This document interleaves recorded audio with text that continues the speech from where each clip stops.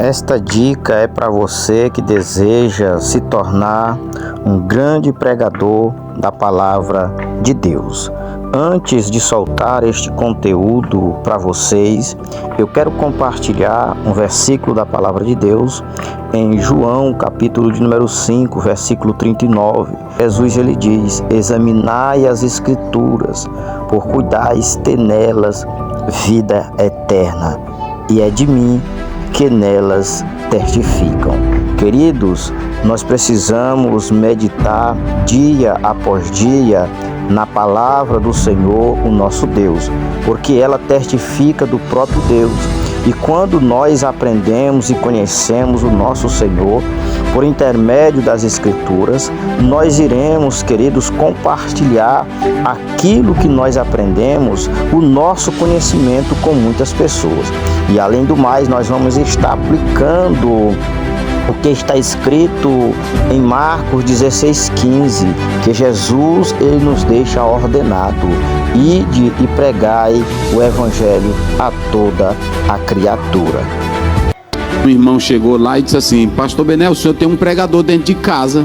Aí o pai disse: quem é esse pregador que eu tenho aqui em casa? Eu não sei. Ele me deu a oportunidade e aí eu fui pregar, mas quando eu fiquei pregando, ele me deu numa festa, numa abertura de uma festa, e eu fiquei dizendo: receba poder, receba, Jesus vai te batizar agora. E fiquei. Quando foi pela manhã no café, ele olhou para mim e disse assim: rapaz, eu vou te fazer uma pergunta. Eu disse: pois não. Tu tem vontade de pregar? Eu disse: eu tenho. Tu tem sonho de pregar? Eu tenho. Pois eu vou te dar 2 conselhos. Eu disse: diga. O primeiro é tu orar. E eu disse: e o segundo, ler a Bíblia. Aí pronto. Ele disse: porque ontem à noite tu não fez nada na tua pregação. Então, a partir daí, aquilo ali foi forte. Mas a partir dali, aquilo me ajudou a me despertar para amar a Bíblia, para ler a Bíblia e para buscar o Senhor.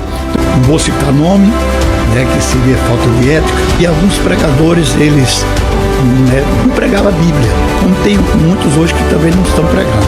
Por exemplo, eles pregam mais uma mensagem que sabe que vai fazer aquele movimento, porque a igreja não vive de movimento, a igreja vive da palavra.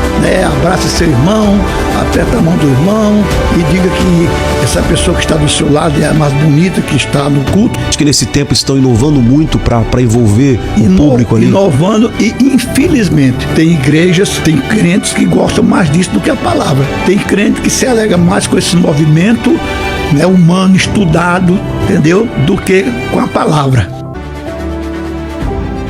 Em 1 Coríntios, capítulo de número 2, versículo 4, diz: a minha palavra e a minha pregação não consistiram em linguagem persuasiva de sabedoria, mas em demonstração do Espírito e de poder.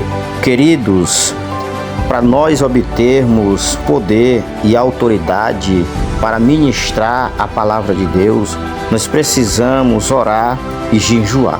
É essencial na vida de quem deseja se tornar um pregador da palavra de Deus, buscar a Deus através da oração e do jejum. Porque quando nós oramos, nós jejuamos, Deus, amados, Ele vai nos dar autoridade, vai nos dar unção e ousadia para ministrar a sua palavra. Não podemos, queridos, simplesmente ir para o púlpito das igrejas, pregar a palavra de Deus sem antes meditar, sem antes orar e sem antes jejuar. Não podemos ir para o púlpito da igreja com as nossas próprias palavras. Podemos, talvez, quem sabe, até pregar. Podemos até, quem sabe, explanar a palavra do Senhor, mas não terá autoridade de Deus, não terá unção se não tiver em oração e em jejum.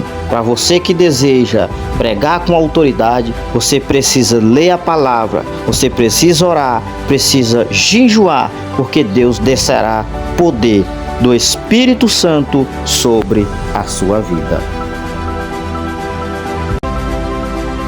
Pastor Zé, como é que eu faço para pregar e não errar? Em primeiro lugar, ore a Deus.